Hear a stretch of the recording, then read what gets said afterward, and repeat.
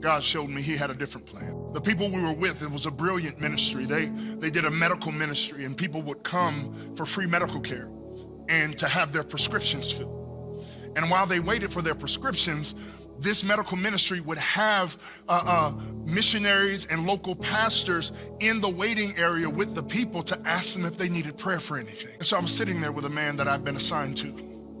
He had sores all over his arms, and I'd never seen anything like it. And in that moment that I sat with him, I felt compelled to pray for him. And so I asked him through my translator, can I pray for you? And because a country like Guatemala, even if they don't know the fullness of the gospel, they have a general sense of God because of a heavy Catholic presence. He said, yes, you can pray for me. I started to pray at first in English, and then something miraculous happened.